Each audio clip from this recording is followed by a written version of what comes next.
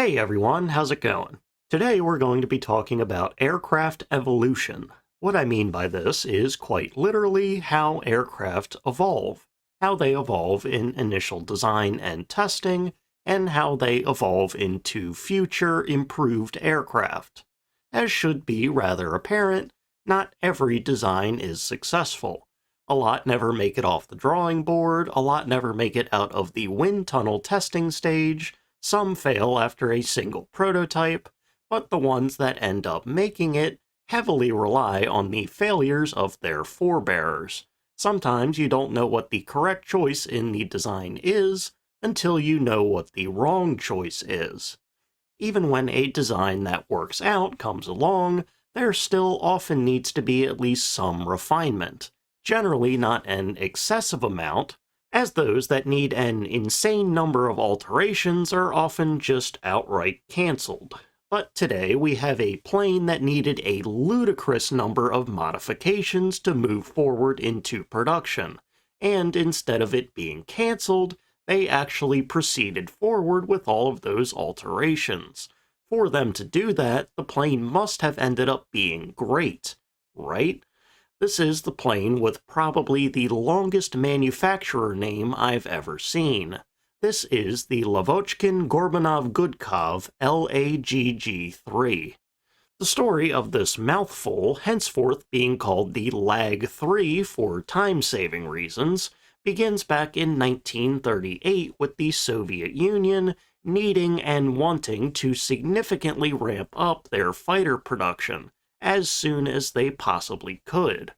For this purpose, Vladimir Gorbunov, a member of the People's Commissariat of the aircraft industry, proposed in late 1938 or early 1939 that a fighter be constructed with an all-wooden structure, both to increase production speed and to save on vital metals like aluminum.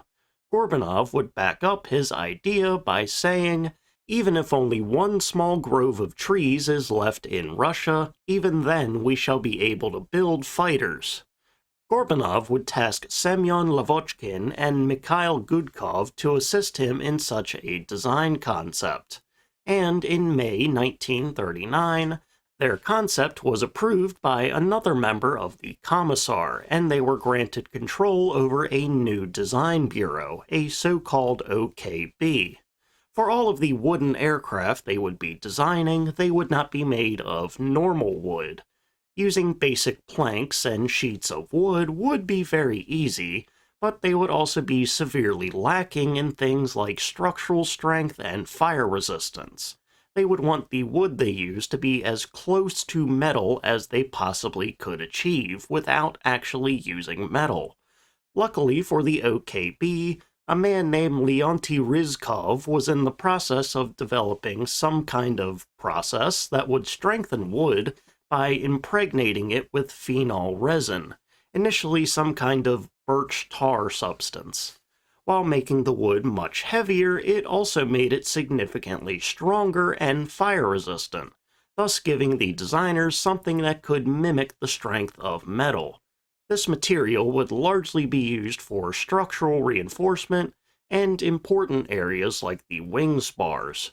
Their initial prototype, dubbed the I-301 in reference to it being approved by the Design Bureau of Plant Number 301, was completed in March 1940 and flown at the end of that month on March 30th. Their initial design, painted in a nice cherry red as you can very clearly see in this black and white picture, was remarkably sleek and very well built, especially for a plane built with this new wood technology, measuring in at 8.81 meters long, 9.8 meters wide, and 4.4 meters tall, powered by a single Klimov M105 engine with 1,100 horsepower. The initial flight results of the 301 were promising, if a bit flawed. Pilots reported that the 301 controlled relatively well and would be easily handled by pilots of even middling skill. Speed-wise, considering the engine and the gross weight of 6,543 pounds, The fact that it could reach speeds of 320 miles an hour at sea level and up to 375 at 16,000 feet was actually pretty impressive. In reaching 375 miles an hour sometime in mid-1940, the 301 was currently the fastest Soviet plane that used the M105 engine. On the other hand, in the 10 total flight days that the 301 had in mid-1940, its engine had to be removed twice, and the hydraulic system failed 3 times. Additionally, while it was relatively fast, the 301 also had a slightly lower ceiling than a rival Yakovlev fighter prototype, just 100 meters lower, but this was kind of a competition, so every little bit counts. Test pilots also reported the fact that the cockpit was hot, and the canopy was hard to see through. It also suffered a bit in stability, and the stick forces on the ailerons and elevators were horrible. If that wasn't bad enough, on October 2nd, 1940, the Soviet government would decide that all fighters should have a range of at least 1,000 kilometers. Considering that the 301 only had a range of 556 kilometers, this put the design team in a rather tight spot, to say the least. The 301 would have to be reworked considerably to increase the fuel storage, and since they were in a competition of sorts, this would put them at a massive disadvantage. For the upcoming government tests of the design, a small fuel tank would be added just behind the cockpit, and a production design change was proposed that added additional fuel tanks to the wings. Both the temporary design and the production design 301 were approved, and each model was given a new name. The baseline 301 without the extra fuel tanks was given the name of LAGG-1, and the updated version was given the name of LAGG-3. The LAGG-1 would see a very small production run of about 100 or so models to be evaluated, and these production models were quite a step down from the initial 301 prototype. The sleek and well-built frame was gone, and the push for small-run mass production degraded the build quality significantly. The pilots also found the LAGG-1 to be lacking in range, agility, and engine power. Regardless, the LAGG-1 wouldn't be all that important, and focus would shift over to the improved LAGG-3. With the LAGG-3 being approved for production, mass production at that, there were severe growing pains.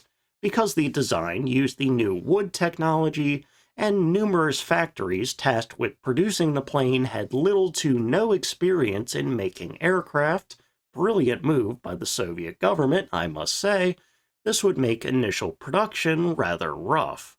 In the meantime, though, the first LAGG-3 was constructed in Leningrad Factory 23 and first flown in December 1940. The initial model LAGG-3 also had a remarkably sleek and well-built frame, just as the initial 301 prototypes had. Despite the clean finish internally, the LAGG-3 suffered from several issues, ranging from overheating to leakages and connecting rod failures. Still, these were the initial models. Some kinks still had to be worked out. Elsewhere, the LAGG-3 would begin production at other factories in Russia with comparatively worse results. At the factory in Gorky, for example, factory lines meant to make the I-16 fighters had to be quickly reconfigured to construct the LAGG-3 by January 1941, much to the annoyance of the factory workers. Their lack of experience in making the LAGG-3 design would become frighteningly clear. Initially, there was a problem with the proposed armament. To be fitted with an MP6 23mm cannon in the nose through the center of the propeller, it was found that the recoil of that gun was far too strong and risked damaging the engine. Thus, it would have to be replaced with a 12.7mm machine gun. To go with 2 more of the same gun, and 2 other 7.62mm machine guns. When these initial LAG-3s reached the Soviet Air Force, designers were bombarded with complaints from pilots and factory workers alike. The plane was hard to control, it struggled to pull out of a dive, it had poor agility, the hydraulic systems were poor, the engine overheated and lacked power, the canopy glass was still bad, the bodywork was shoddy due to rushed production.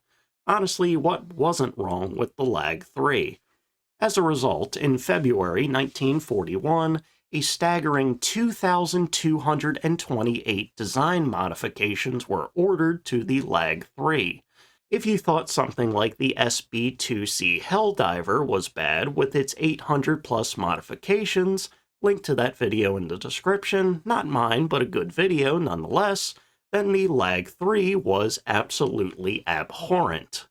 By May 24, 1941, the sheer number of issues the LAG-3 had was quite clear from how many of them were delivered. It was expected that 593 of them would be delivered by that date, but instead, just 158 had been delivered. And of these 158, just 39 of them were in working condition. The rest were undergoing repairs and modifications. A not insignificant number of planes were arriving with faulty landing gear, loose nuts and bolts, and rags stuck in pipelines. Quality control was a major issue at this point. It was so bad that even though the Soviet higher-ups liked the LAG-3 that actually worked properly, it was recommended that units be outfitted with the MiG-3 instead, a plane they considered to be inferior, but had the benefit of being available and functional.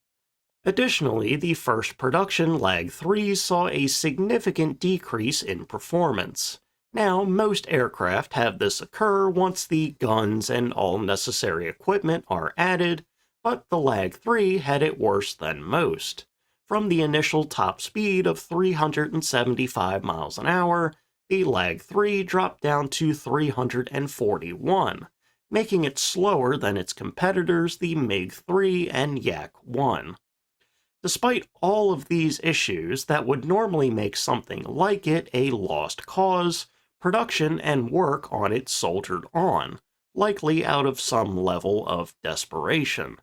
When the LAG-3 would go into combat for the first time in July 1941 after Germany's invasion, the results of the troubled design were actually surprisingly mixed, all things considered. While indeed the LAG-3 was completely outclassed by German fighters like the Bf-109, early engagements against ground troops in August, where LAG-3s would take out some 120 tanks and motor vehicles, were rather successful.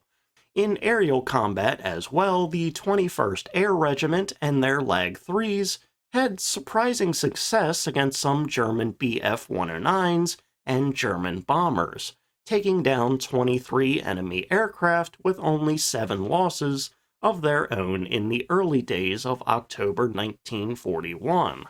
Additionally, it was noted that the frame of the LAG-3 was surprisingly resilient and held well against enemy fire. It should also be noted, though, that this success was likely less the plane and more the pilots and the circumstances, as the pilots noted the poor maneuverability, climb rate, and alarming tendency for the plane to just shift directions and, quote, behave like a restive horse, and the fact that the LAG-3 likely had most of its success against much slower bombers also needs to be considered. The relative successes of units like the 21st were offset by the horrible results of units like the 33rd Regiment, who would lose half of their aircraft to attacking German Bf-109s. Not only were there clear problems with how the plane controlled, but the engine simply lacked the necessary power for how heavy it was. In the short term, in an effort to decrease the weight, equipment was removed and parts were shaved wherever they could be. In the growth of the design from the 301 to where it currently was, The weight had ballooned to nearly 7,000 pounds, quite possibly more than that, actually. An initial weight-saving move was to reduce the fuel capacity from 903 pounds down to 749 pounds.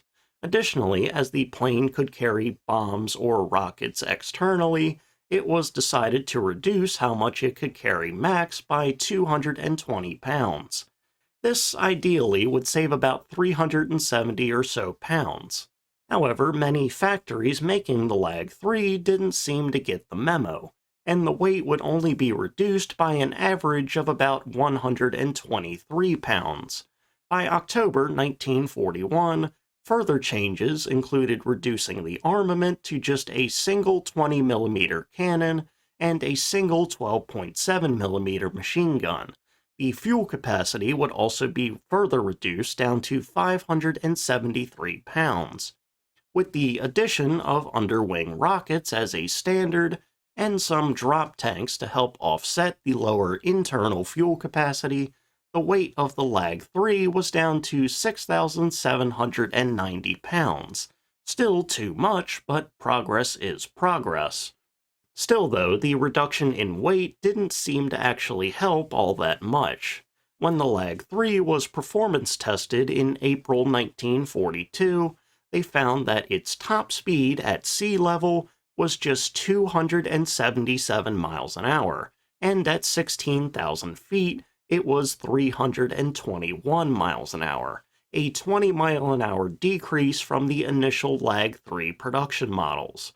The combat and field test results of the LAG-3 were so poor that Stalin and his government decided to prioritize the production of the Yak planes, as even though their performance was viewed as being relatively similar, pilots preferred the maneuverability and the distinct lack of manufacturer's defects that the Yaks offered. Despite still being produced in great numbers, at one point 12 LAG-3s were being made per day, the fate of the LAG-3 was hanging in the balance, and Lavochkin was well aware of this. In an effort to save his design, Lavochkin would turn to the still-in-development Klimov M107 engine. In this early stage of the engine's life in 1942, it would have 1,400 horsepower, a roughly 20 to 25% increase over the M105. Additionally, despite being more powerful, it was just 100 pounds heavier, so it wouldn't add all that much weight to an already heavy frame. Ideally, this would help solve the LAG-3's power issues. However, in practice, the developmental engine was still very finicky and had a tendency to overheat, and tendency may be an understatement. In 33 test flights of the LAG-3, outfitted with the M107, the pilot would have to make 33 emergency landings due to engine overheating. It was clear at this point that the M107 was not viable, and to be honest, would not be viable even when it was eventually pushed into service. As a backup, almost shot-in-the-dark move, Lavochkin redesigned the nose of the LAG-3 to fit a Shvestov M82 engine. This engine was a radial engine, and the others were inline piston engines. The M82 was certainly a powerful engine, with around 1,700 horsepower to its name, but it was also 50% heavier than the M105, and the fact that radial engines produce more drag than inline engines gave them little hope that this engine would suffice. To their shock, though, it actually did more. Initial flight tests around February 1942 showed that the M82 might give the LAG-3 upwards of a 10% boost in speed at sea level, so likely around 300 or 310 miles an hour. In official evaluations conducted later that year in May, it would actually surpass these numbers, flying at 320 miles an hour at sea level and 372 miles an hour at 21,000 feet. These test flights were deemed a success, and the model was recommended for production. There were still some issues with the design, though, albeit not as severe. The plane was still overweight, especially with the new engine, and its weight shot up to 7,415 pounds, which made it rather difficult to maneuver. Still, it was believed that these issues could be worked out, and the plane was ordered into production and was given the name of LAG-5, as one of the designers of the LAG-3, Gudkov, was no longer part of the team. Later, the name would be revised to LA-5. The LA-5 proved to be much better than the LAG-3, with speeds that could actually match German fighters at low altitudes, but it still suffered from the cockpit being overly hot and the fact that the engine's exhaust often made its way into the cockpit, which forced many Soviet pilots to fly with their canopies open. The LA-5 would then evolve into the LA-7, one of the best Soviet aircraft of the war, with excellent handling and speed great enough to take out any opposing German fighter. In the meantime, the LAG-3 would continue production, albeit with much less gusto, into mid-1944, where efforts to reduce the weight and increase performance continued. By the time the LAG-3 reached its 66th and final series, the weight had been reduced down to 5,776 pounds gross, and a top speed of 366 miles an hour could be achieved. Better than what it was, to be sure, but by 1943-44 standards, not that great. In mid-1944, the final factory that was making the LAG-3, Factory 31, shifted over to producing the superior Yak-3 fighter, thus ending the production run of one of the most troubled aircraft of World War II. A grand total of 6,528 LAG-3s were made from 1941 to 1944. In the end, we can say that the LAG-3 was a rather complex plane, a headache that just didn't seem to go away, or maybe a migraine. A combination of a desperate need for new modern fighters and some early enticing performance that led to a total of 5 years of reworking, revamping, and redesigning. The LAG-3, even with all of that, didn't turn out all that well. But in that headache was a bright spot. In the failure of the LAG-3 came the successes of the LA-5 and LA-7, two much better aircraft. In some strange way, the story of the LAG-3 is almost inspirational, to persevere through adversity and, in some sense, come out better on the other side. Alright, and with that, we're going to go ahead and end for today. So, thank you all for watching. Remember to like, comment, and subscribe. As I'm currently writing this, I already know it's going to take me 5 or so tries to say the full name of the LAG-3. That'll be a solid minute of audio I can cut from the recording. Then after that, I can feel really satisfied and feel like I did a lot of work, when in reality it was just a couple clicks. But that's how editing works. But anyway, I hope you enjoyed the video, and I hope you learned something. So, see ya.